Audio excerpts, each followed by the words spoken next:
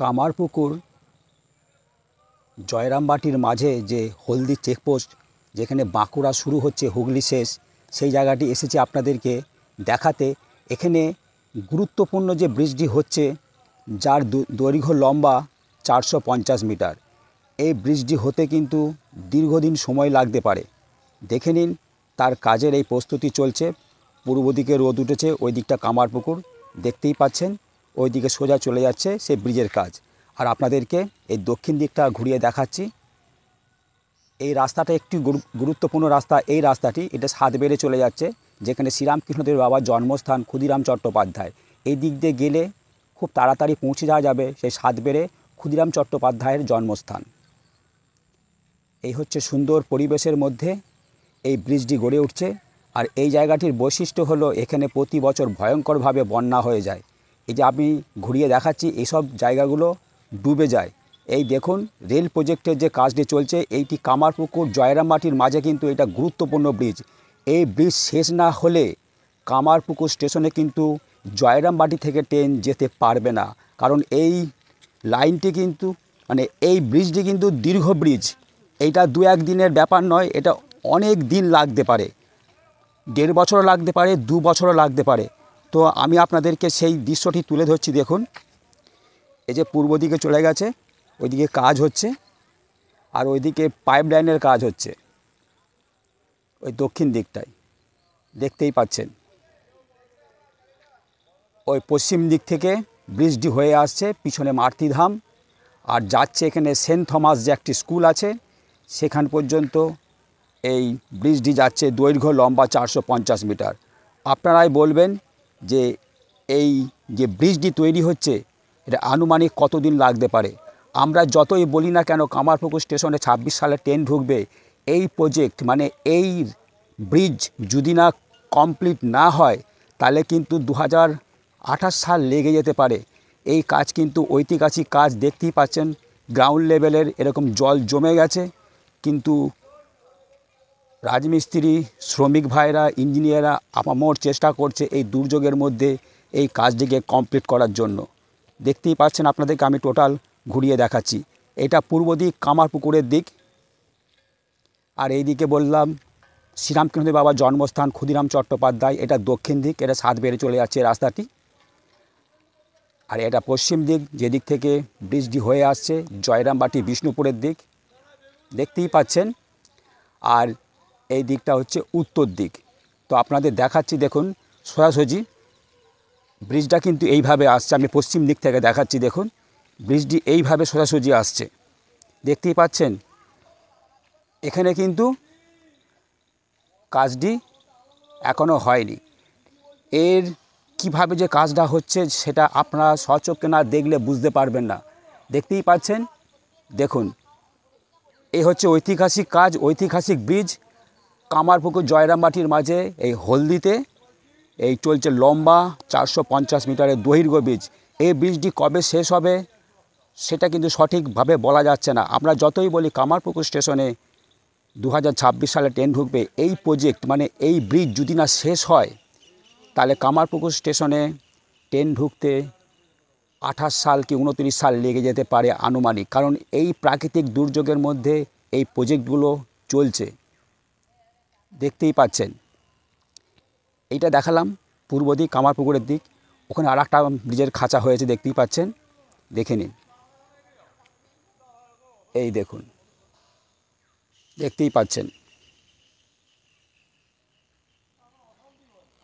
দেখুন এখানে পাইপ লাইনের কাজটি চলছে, দেখতেই পাচ্ছেন।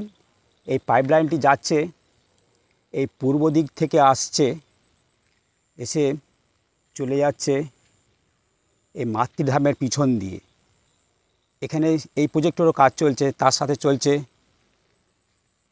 জয়রামবাটি কামারপুকুরের মাঝে হলদি চেকপোস্টে যে দীর্ঘ লম্বা রেলের ব্রিজটি হচ্ছে, প্রায় 450 মিটার। আপনাদের সেটা তুলে ধরার চেষ্টা করছি। সৌন্দর্য প্রাকৃতিক দৃশ্যের মধ্যে এই ব্রিজটি হচ্ছে। এই ব্রিজটি হয়ে গেলে এই জায়গাটি অতি সুন্দর, আরও সুন্দর হয়ে যাবে। দেখুন আপনাদের দেখাচ্ছি, এই হচ্ছে কাশফুলের ঝাড়। আর কিছুদিন বাদে কাশফুল ফুটে যাবে, কারণ সামনেই আমাদের বাঙালির সবথেকে বড় উৎসব দুর্গা উৎসব। এই কাশফুল ফুটলেই আমাদের জানান দেবে যে মা দুর্গা আমাদের এই ধরাধামে আসছে। দেখুন এখানে যে টিনের ছাউনিগুলো দেখছেন তাল গাছের নিচে, এখানে শ্রমিক ভাইরা আছে অনেক কষ্ট করে, রোদ জল নিয়ে এখানে আছে। আবার যদি বন্যা হয়ে যায় এই জায়গাটির কাজ থমকে যাবে। দেখে নিন, আপনাদের সেটা তুলে ধরার চেষ্টা চলছে, দেখতেই পাচ্ছেন।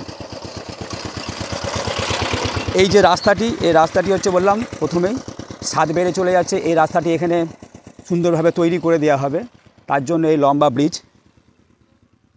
দেখে নিন, এটা চলে যাচ্ছে কামারপুকুরের দিক, পূর্ব দিক। একবার আপনাদেরকে কাউন্টিং করে দিই প্রথম থেকেই। এটা পূর্ব দিক কামারপুকুরের দিক, আর এইদিকে ক্ষুদিরাম চট্টোপাধ্যায় মানে শ্রীরামকৃষ্ণ বাবার জন্মস্থান ছাদ বেড়ে চলে যাচ্ছে এইটা। যারা জয়রামবাটি থেকে বেড়াতে আসবেন, যদি মনে করেন যে শ্রীরামকৃষ্ণ বাবার জন্মস্থান যাবেন, তাহলে আপনারা এই হলদি চেকপোস্ট থেকে দক্ষিণ দিকে বেঁকে এই রাস্তা ধরে চলে আসতে পারবেন, খুব তাড়াতাড়ি পৌঁছে যাবেন সেই ছাদ বেড়ে শ্রীরামকৃষ্ণ বাবার জন্মস্থান ক্ষুদিরাম চট্টোপাধ্যায়। এই দেখুন সে জায়গা, এখানে সে কাজটি চলছে। আর বিশেষ কিছু দেখাবার নেই, কাজটি ধীরে ধীরে হচ্ছে। আপনাদের বললাম কামারপুকুর জয়রামবাটির মাঝে এই হলদি চেকপোস্টের দীর্ঘ লম্বা ব্রিজটি হচ্ছে, যার লম্বা প্রায় 450 মিটারের মতো। এই কাজ না শেষ হলে আমরা যারা বলছি যে 26 সালে কামারপুকুর স্টেশনে ট্রেন ঢুকবে, সেটা কিন্তু অসম্ভব অসম্ভব অসম্ভব, ঢুকবে না। কারণ এই প্রজেক্ট না শেষ হলে সেটা কখনোই সম্ভব নয়। এটি একটি গুরুত্বপূর্ণ কাজ, কিন্তু জয়রামবাটি থেকে কামারপুকুরের মাঝে এই যে লম্বা ব্রিজটি, এটা খুব গুরুত্বপূর্ণ। দেখে নিন, আনুমানিক কামারপুকুর স্টেশনে ট্রেন ঢুকতে পারে 2028 সাল। আমার নিজের ব্যক্তিগত মত, যেহেতু আমি ফিল্ডে ভিডিও করছি। কারণ এখানে যে কাজগুলো হচ্ছে দেখতে পাচ্ছেন, ঐতিহাসিক কাজ। এই দেখুন,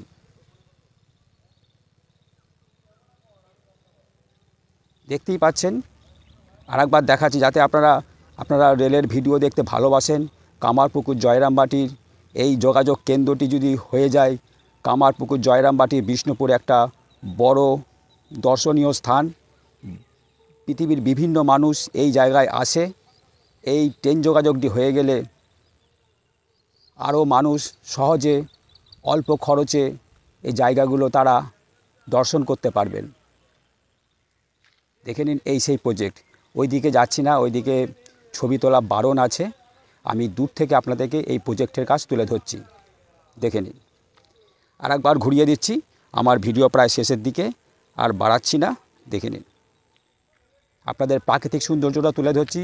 এই জায়গাটি আপনারা ছবিতে দেখছেন, যদি ফিল্ডে দাঁড়িয়ে দেখেন এই জায়গাটি অতি মনোরম।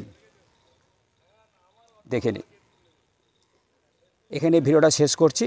সকলেই ভালো থাকবেন, সুস্থ থাকবেন, সাবধানে থাকবেন, আর দেখতে থাকবে রামধনু চ্যানেল। সাথে আমি দীপঙ্কর। আবার যখন সময় পাবো আপনাদেরকে এই প্রজেক্টের কাজ তুলে ধরবো। সকলকে অসংখ্য ধন্যবাদ। বর্ষায় সাবধানে থাকবেন, সামনে পুজো আসছে, আনন্দ করবেন। সকলকে দুর্গাপুজোর আগাম শুভেচ্ছা জানিয়ে আজকের মতো ভিডিও শেষ করলাম। সকলে ভালো থাকবেন, সুস্থ থাকবেন, সাবধানে থাকবেন। আর যদি সময় পান রামধনু চ্যানেল দেখবেন, আমি বিভিন্ন ধরনের ভিডিও করে থাকি। সকলকে অসংখ্য অসংখ্য ধন্যবাদ।